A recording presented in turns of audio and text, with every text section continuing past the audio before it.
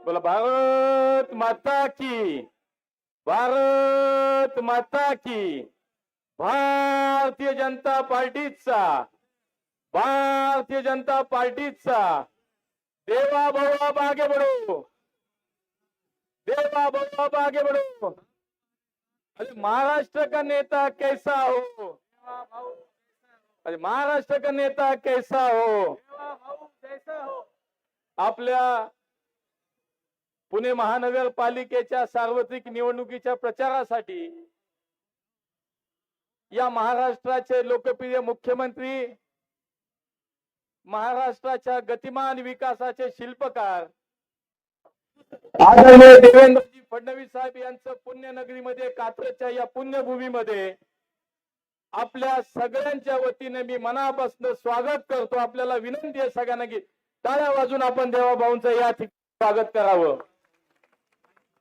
त्यांच्या सोबत व्यासपीठावरती आजच्या सभेसाठी उपस्थित राज्याचे उच्च व तंत्र शिक्षण मंत्री आदरणीय चंद्रकांतदादा पाटील, राज्याच्या आमच्या नेत्या मंत्री आदरणीय पंकजाताई मुंडे, आमच्या राज्याच्या मंत्री माधुरीताई मिसाळ, आमदार योगेश अण्णा टिळेकर, आमदार भीमरावांना तापकीर, राजेशजी पांडे, या ठिकाणी उपस्थित आमदार हेमंतजी रासने, संग्रामदादा थोपटे, संजयजी जगताप, जगदीशजी मुळीक आणि दीपकजी मिसाळ, उपस्थित आमचे सर्व उमेदवार, त्याच्यामध्ये व्यंकोजी खोपडे, उमेदवार राणीताई भोसले, उमेदवार संदीप बेलदरे, उमेदवार अश्विनीताई चिंदे, उमेदवार प्रतिभाताई चोरगे, उमेदवार वर्षाताई तापकीर, उमेदवार बाळाभाऊ धनकवडे, उमेदवार अरुण राजवाडे, उमेदवार तेजस्वीताई बदक, उमेदवार रंजना नानी टिळेकर, उमेदवार वृषालीताई कामठे, उमेदवार पूजाताई कदम, उमेदवार अर्चनाताई जगताप, उमेदवार सुभाष नाणेकर, या सगळ्यांना आपल्या आशीर्वादाची गरज आहे. आणि म्हणून आपल्या सगळ्यांना विनंती करायला आज आम्ही इथे आलोय की भारतीय जनता पार्टी आणि आरपीआयच्या महायुतीच्या सर्व उमेदवारांना आपण शुभेच्छा द्या, आपण आशीर्वाद द्या. मित्रांनो, मागच्या 5 वर्षामध्ये भारतीय जनता पार्टी म्हणून या महानगरपालिकेमध्ये माननीय देवेंद्रजींच्या आशीर्वादानं, मार्गदर्शनाखाली आम्ही काम केलं. या राज्याचे मुख्यमंत्री म्हणून माननीय देवेंद्रजींनी मागच्या 10 वर्षात या राज्याला गतिमान विकास दिला आणि केंद्रामध्ये मागच्या 11 वर्षामध्ये आपल्या सगळ्यांच्या आशीर्वादानं माननीय मोदीजींनी विकसित भारताचा संकल्प पूर्ण करण्याच्या दृष्टीनं अत्यंत वेगानं वाटचाल सुरू केली आहे. मी पुन्हा एकदा पुणेकरांना मनापासून यासाठी धन्यवाद देणार आहे की कुठलीही निवडणूक असो, महानगरपालिका असो, विधानसभा असो, लोकसभा असो, कायम आपण आमच्या सोबत उभे राहिलात, आपण कायम आमच्यावरती विश्वास व्यक्त केला आणि म्हणून आपली संधी आपण जी आम्हाला दिली ती पुणेकरांची सेवा करण्याची संधी आपण आम्हाला दिली.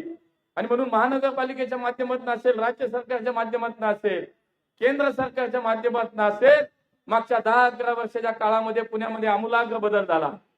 आणि मी आपल्याला सांगेन, मेट्रो आली, नदीचा प्रकल्प आला, 24/7 पाण्याची योजना आली. आज जिथे आपण बसलोय त्या कात्रजच्या चौकामध्ये आता स्वारगेट ते कात्रज ही भुयारी मेट्रो मार्ग सुद्धा मान्य देवेंद्रजींच्या मार्गदर्शनाखाली ती मंजूर झाली, केंद्राची मंजूर मिळाली, आता काम सुरू होत आहे. या ठिकाणी योगेश अण्णांनी सांगितलं की मान्य नितीन गडकरींच्या संकल्पनेतनं, देवेंद्रजींच्या पाठपुराव्यातून या ठिकाणी 177 कोटीचा उड्डाण पूल हा आता पूर्ण होतोय. आणि त्यामुळे फार जाणार नाही कामांमध्ये, आपण सगळे सुज्ञ आहात, हे पुणेकर सुज्ञ आहात. आणि म्हणून आजपर्यंत आपण विकासाला मत दिलं, भारतीय जनता पार्टीच्या विचाराला मत दिलं, भारतीय जनता पार्टीच्या एक संस्कारित कार्यकर्त्याला आपण कायम मदत केली, आशीर्वाद दिला.